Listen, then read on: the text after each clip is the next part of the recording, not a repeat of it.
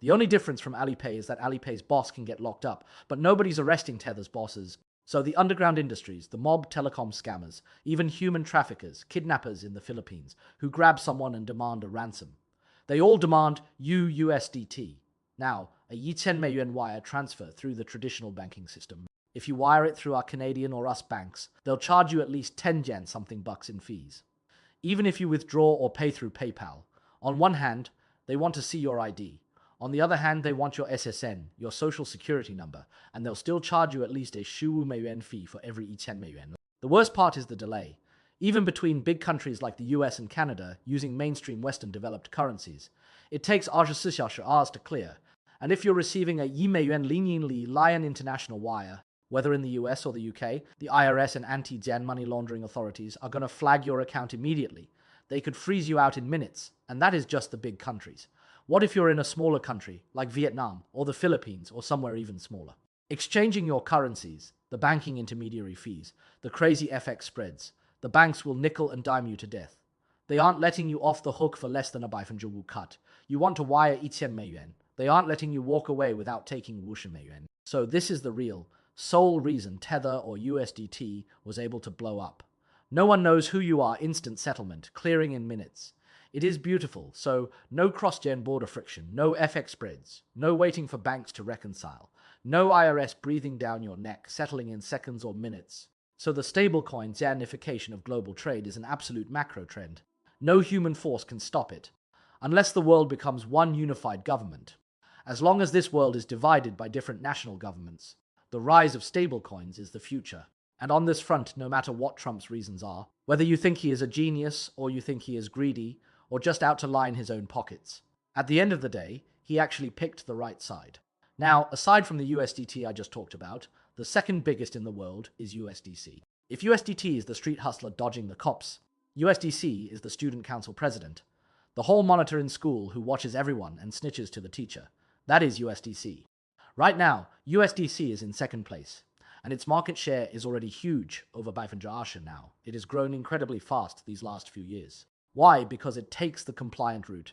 The teacher's pet route, the US government realized that since they couldn't block it, they might as well guide it. So subsequent US administrations, including Biden's, never really dropped the hammer on USDT, because it is like Kun Sa, drug lord. You actually need this thing. If you kill USDT, a USDL or USDM will pop up. A USDZ, it is playing whack Jian A Jian Mol. Better to just let USDT live. That way you can infiltrate it, mess around with it. And at the same time, cultivate your own model student, build up the government's army. That government army is USDC. USDC's backers are all completely legit. Definitely not a ragtag crew. While USDT is all plastic surgeons, criminals, and washed gen-up Hollywood child stars, USDC is backed by BlackRock, Morgan Stanley, Goldman Sachs, PayPal, all these mainstream global banking giants, massive institutional players. Incredibly compliant, their whole brand is transparency. Their brand is being the gold standard. All their transactions are regularly audited and public. And of course, in exchange, the US government gives them the total green light. The company issuing the coin is called Circle, like a literal circle. Circle went public about half a year ago. 5 months ago, listed on Wall Street, the ticker is CRCL. And its parent company, or rather its managing partner, is Coinbase, the biggest crypto exchange in the US. Coinbase is also publicly traded, ticker coin. So these two, acting as the model students, are regulated by the US government and global authorities. They actually hold licenses. Not like USDT, which is still acting all shady to this day, but USDC's whole pitch is compliance and transparency. So for you guys over on Wall Street, if you're an American or Western viewer, not using a VPN to watch this, take a look at Circle's stock price since it IPO'd 30美元 IPO price. In less than a month, it pumped to 280美元, 250美元, 7x, almost 8x. Right now, it is in a heavy pullback. It is dropped back down to around 150美元, 130美元, 150美元. So it is definitely worth keeping an eye on. I highly recommend that after you watch this video, put it on your watch list. I'm not saying buy it tomorrow, but watch it, put it on your radar for potential buys. Catch a little bit of the upside from the latest wave in global finance. That is Coin and Circle. They move together.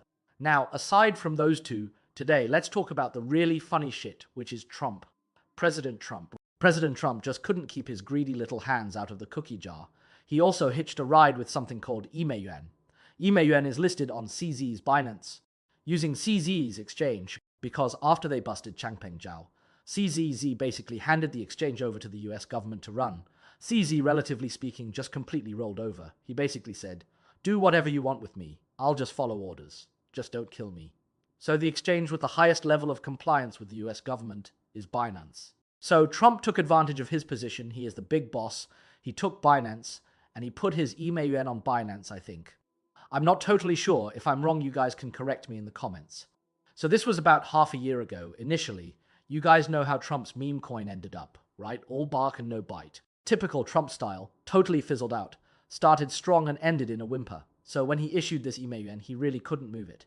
He issued just over 10 yuan, Lin Yingli Lion, less than 20 yuan, Lin Yingli Lion, busted his ass trying to sell it for over a month, and only hit 20 yuan, Lin Yingli Lion.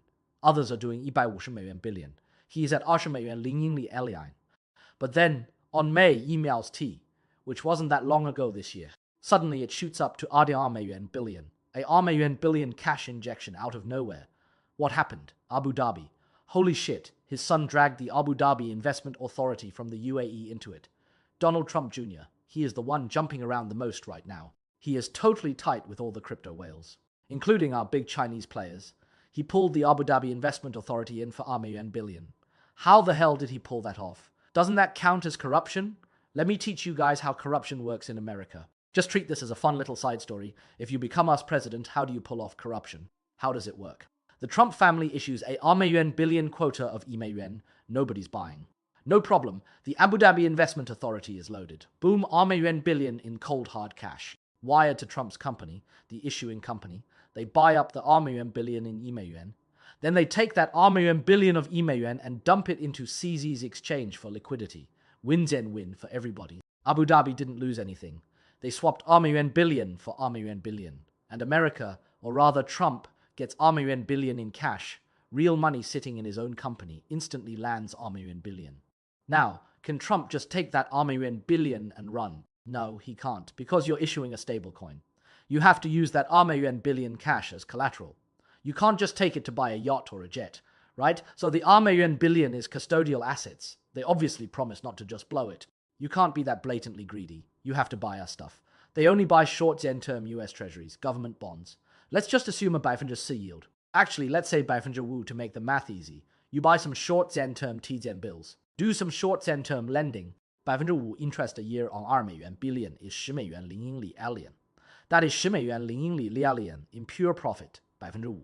So that 5%, that's 10 yuan Lin Yingli Lian in pure revenue. It belongs to the Trump family, belongs to his oldest son. This is the operational revenue from managing the assets. It is profit. They can spend it however they want. We earned it with our own skills, absolutely zero factors other than our own ability. So, how they spend it is their own family's business. Their own business. Honestly, this whole thing. I was a little shocked at the time. Holy shit. The greed is a bit much, isn't it? If this was back in China, the CCDI Anti-Zen Corruption Agency would be arresting you, knocking on your door. How is this not sketchy as hell? Isn't this just using public office for private gain? If this isn't crony capitalism, what is? If this isn't abusing power for personal profit, I don't know what is. I bet the Democrats are just rubbing their hands together waiting for Trump to leave office, so they can bust him for this. So Trump. He added a single line to that FIT-Ershi Act. No US official or their relatives may operate a stablecoin. Except for the president and vice president. He added that line. Except for the president and vice president. Obviously, the Democrats opposed it. The Dems were like, are you fucking kidding me? This is way too shameless. But sorry. Both the House and Senate have Republican majorities right now. So it passed, it went through. So Trump didn't break the law. But there is a tiny little loophole here. What loophole? Well, when Trump did this, the bill hadn't passed yet, it just passed. The law didn't exist yet, but Trump was already doing it. Couldn't wait. Totally lacked impulse control, dying of thirst over here. So in the future, when Trump leaves office, will his political enemies dig this up? After he steps down, will they pursue criminal charges? I'm no expert on US law, but I think there is a chance, a definite chance, because this cash grab was just too ugly. Damn, I bought 10 yuan of that Trump meme coin and got totally bagged and held. Now it is only worth $100. This sentence will cut straight to the core for you. How do these stablecoins rake in such insane profits? And how do they keep them stable? Let's look at USDT as an example. Once you hear this, you'll get it instantly. The truth is, stablecoin companies have absolutely nothing to do with high-tech blockchain. To put it bluntly, you or I could do this. You just buy a bunch of computers, set up some AI bots, and create a digital ledger. If someone wants to buy 100 USDT, we just write it down in the books.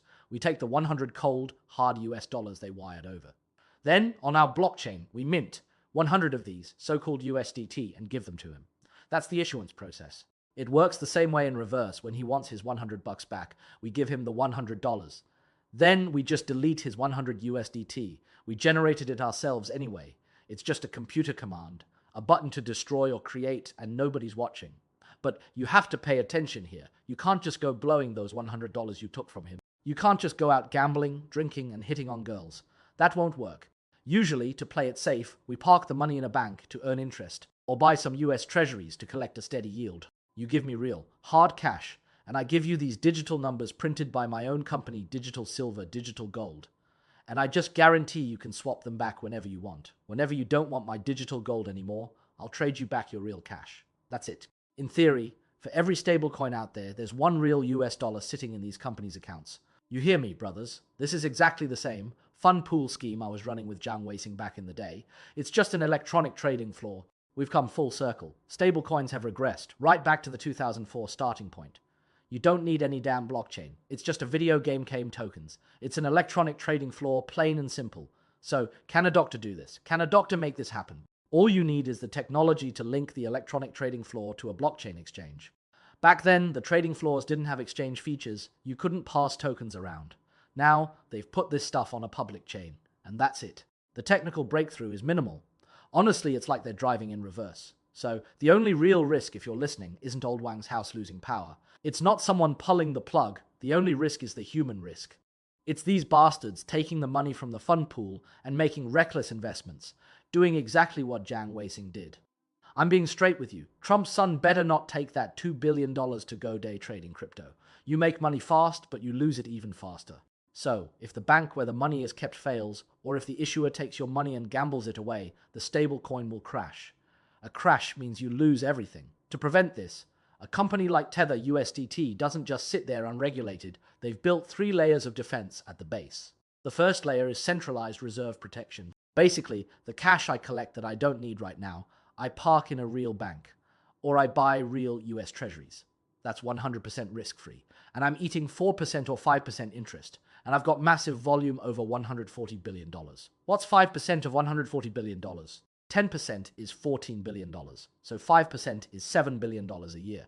The second layer is massive development of AI balancing algorithms. Because there are millions of users worldwide, you can't have humans staring at screens drawing lines to match trades. But with AI, you can calculate netting, the difference between buys and sells with precision, allowing for the most efficient use of the fund pool. That's AI balancing. Now you understand why Tether's biggest outside investment is a data center in Germany. They definitely won't invest in the US because they're afraid the US government will seize it. They invest in digital centers in the UK and Germany. The third layer is collateralizing assets and making massive outside investments. What does that mean? It means taking money from the pool and investing it in other cryptocurrencies or high-tech startups. Now, you might say, old Wang, isn't that dangerous? Isn't that what Jiang Weising did? You're damn right. People are all the same. You think Italians won't make the same mistakes Chinese people do. After hearing these 3 points, tell me, which one of them is decentralized? Which one has a damn thing to do with blockchain? This is just a return to a headquarters economy fund pool scheme under centralized management. Exactly. USDT and USDC are currently the so-called encrypted digital currencies that governments are letting slide or even pushing to bring things back to a centralized model. Every stablecoin, USDT, USDC, whatever, has actually gone back to being centralized. The only difference in decentralization is whose center you're leaving. Are you moving away from the US government center or the company management center? It's not true decentralization. It has taken a completely different path than Bitcoin, because it must guarantee a 1 to -1 value. It betrayed Bitcoin's original vision and split off. So, how are these management companies doing? Let's look at Tether's report for the first quarter of this year. Tether currently has $143.6 billion worth of USDT in circulation, but the value of its reserve assets is $149.2 billion. That's a $5.6 billion surplus in asset value. And the profit, the asset appreciation, was $5.6 billion, but the profit was $13 billion. And how many people work at the company? From the guys in Iran and Venezuela to the Virgin Islands,